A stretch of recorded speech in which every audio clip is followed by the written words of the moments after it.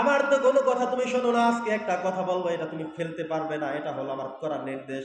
যে সন্তানকে আমি পেলাম, দেখো কত সুন্দর, এই সন্তানটাকে আমি লালন পালন করব, তুমি নিষেধ করবা না। ফেরাউন বলল ঠিক আছে, তোমার কথা আমি রাখলাম। এবার ফেরাউন দেখে চেহারাটা দেখতে খুব সুন্দর দেখা যায়।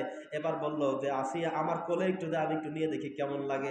ফেরাউন যখন কোলে নিল, একটা চুমু দিল গালের মধ্যে, সাথে সাথে মুসা নবী বাচ্চা মানুষ এক থাপ্পড় বসিয়ে দিছে গালের মধ্যে।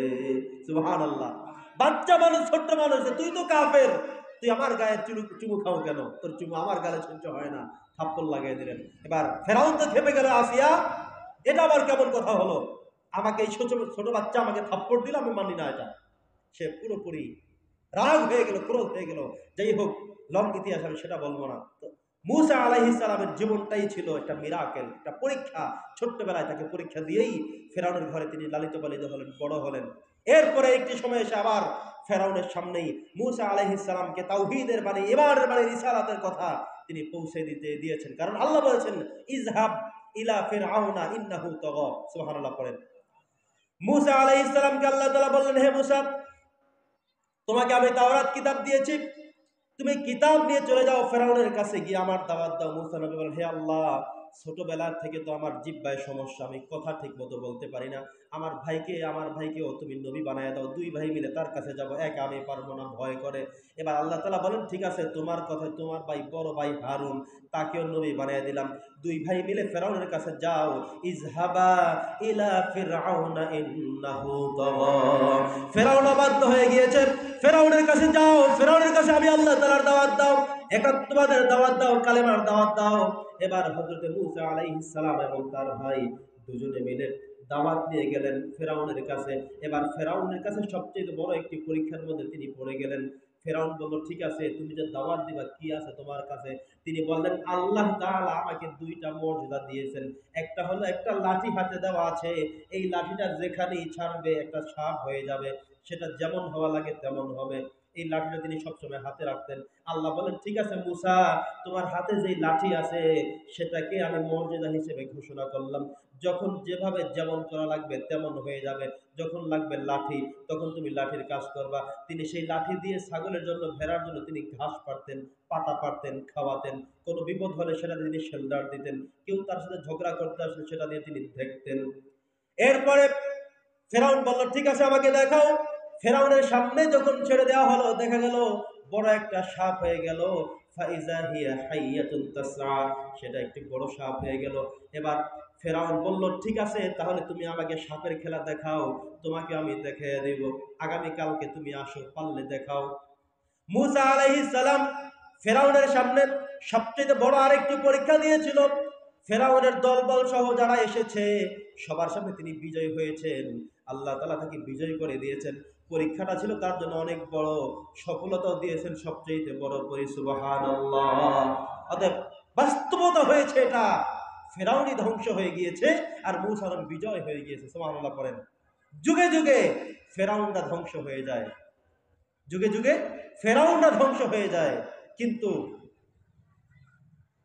নবী মুহাম্মদ রাসূলুল্লাহ সাল্লাল্লাহু আলাইহি সাল্লাম সহ তার উত্তরসূরি নবী মূসার উত্তরসূরিরাই এই পৃথিবীতে, তারাই বিজয় অর্জন করে, সাফল্য লাভ তারাই করে। পড়েন সুবহানাল্লাহ।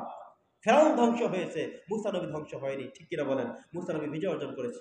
বন্ধুগণ আমার, হযরত ঈসা আলাইহিস সালামের জীবনের দিকে যদি দেখি, ঈসা আলাইহিস সালাম তিনি তার জীবনটাও ছিল এমন এক কঠিনতম সংগ্রামের মধ্যে। তিনি যখন জন্মগ্রহণ করেছেন, জন্মগ্রহণ করে তাকে প্রথম একটা পরীক্ষা দিতে হয়েছে। সেই পরীক্ষা হলো, জন্মগ্রহণ করেছেন তিনি পিতা ছাড়া, শুধু মায়ের মাধ্যমে, নাম ছিল মারিয়াম। মূসা আলাইহিস সালামের যেমন বাবা ছিল, মা ছিল, কিন্তু ঈসা আলাইহিস সালামের শুধু ছিল মা, বাবা ছিল না। এই পৃথিবীতে একজন নবী এমন ছিল, আদম আলাইহিস সালাম, যার পিতাও নেই, মাও নেই, পিতা মাতা ছাড়া আল্লাহ তাআলা দুনিয়াতে পাঠালেন। একজন নবী ছিল এমন, যার বাবা নেই কিন্তু মা আছে, তিনি হলেন হযরতে ঈসা আলাইহিস সালাম। ঈসা আলাইহিস সালামের মায়ের নাম হলো হযরতে মারইয়াম আলাইহিস সালাম। ঈসা ইবনে মারইয়াম, মারইয়াম আলাইহিস সালামের ছেলে হযরতে ঈসা আলাইহিস সালাম। তো ঈসা আলাইহিস সালামের পরীক্ষাটা ছিল কেমন? উনি যখন জন্মগ্রহণ করলেন, এবার কাফেররা বলতে লাগলো, বিধর্মীরা বলতে লাগলো, মুশরিকরা বলতে লাগলো যে তুমি তো অবৈধ সন্তান, তোমার বাবা তো নাই। তিনি এবার মায়ের কোলে বসে একটি চমৎকার ভাষণ প্রদান করলেন, ইন্নী আব্দুল্লাহ আতানিয়াল কিতাব ওয়া জাআলানি নাবিয়্যা, পড়েন না সুবহানাল্লাহ। তিনি মায়ের কোলে বসে বললেন, এই শোনো কাফেরেরা, বিধর্মীরা, শুনে রাখো, আমার মায়ের ব্যাপারে কোনো তোমরা অযৌক্তিক কথা বলবা না, অবাস্তব কথা বলবা না। আমার থেকে শুনে রাখো, আমি ইন্নী আব্দুল্লাহ, আমি আল্লাহর এক বান্দা। আতানিয়াল কিতাব, আমার কাছে আল্লাহ তাআলা কিতাব পাঠাবেন। ওয়া জাআলানি নাবিয়্যা, আমাকে আল্লাহ তাআলা নবী হিসেবে অ্যাসাইন করেছেন। সুবহানাল্লাহ। এই পৃথিবীতে একজন মানুষকে আল্লাহ তাআলা মায়ের কোলে দোলনায় থাকা অবস্থায় নবুয়তের ঘোষণা দিয়েছেন, তিনি হযরত ঈসা আলাইহিস সালাম। পড়েন না সুবহানাল্লাহ। ঈসা আলাইহিস সালাম মায়ের কোলে, আল্লাহ তাআলা তখন তাকে নবুয়ত দিয়ে বলেন, আপনি ঘোষণা করে দেন যে আমি আল্লাহর বান্দা, আমার কাছে আল্লাহ কিতাব দিয়েছেন, আমি একজন নবী। আল্লাহু আকবার। এই বাচ্চা মানুষ দোলনায় থাকা মায়ের কোলে বসে যখন এমন ভাষণ প্রদান করলেন, এবার মুশরিকরা কাফেররা অবাক হয়ে গেল, যাহারে এটা আবার কেমন কথা, ছোট্ট বাচ্চা, এমন সময় তো কেউ কোনো কথা বলতে পারে না। উনি যে ভাষণ দিলেন তার মানে হলো ওনার মধ্যে কোনো সন্দেহ নাই, নিঃসন্দেহে উনি নবী এবং ওনার আল্লাহর পক্ষ থেকে উনি কিতাব পাবেন, সেটা সন্দেহ নাই বলে সুবহানাল্লাহ বিশ্বাস করে ফেললো তারা। তার মানে হলো ঈসা আলাইহিস সালামের জন্মটাই ছিল একটা কঠিনতম পরীক্ষার মধ্যে।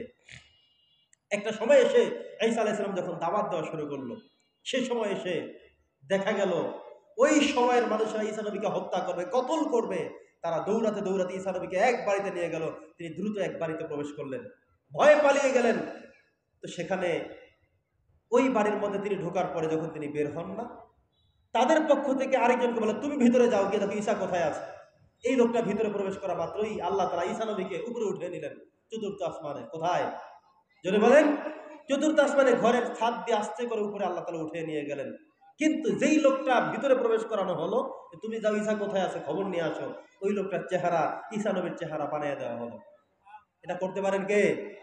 ওই লোকটা ভিতরে ঢোকা মাত্রই তার চেহারা, শুধু চেহারাটা, গায়ের পোশাক জুতা টুতা যা আছে তার সব ঠিক আছে, খালি চেহারার ফেসটা আল্লাহ তাআলা পাল্টায়া ঈসা নবীর চেহারা তার চেহারার মধ্যে দিয়ে দিলেন।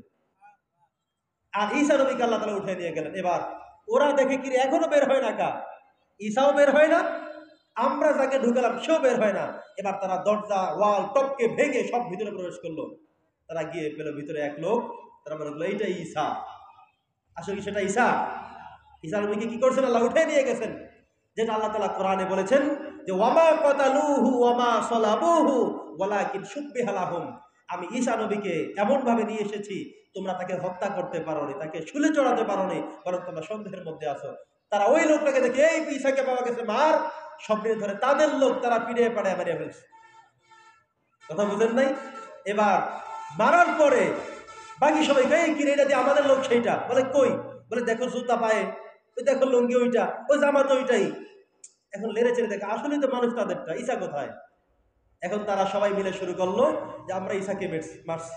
আল্লাহ তাআলা কোরআনে বলছেন ওমা কাতালুহু, তাকে তোমরা হত্যা করতে পারো নাই, ওমা সালাবুহু, তাকে শুলেও চড়াতে পারো নাই, ওয়ালাকিন শুব্বিহা লাহুম, তোমাদেরকে একটা সন্দেহের মধ্যে আমি আল্লাহ রেখে দিলাম। সুবহানাল্লাহ। করতে পারেন কে? জোরে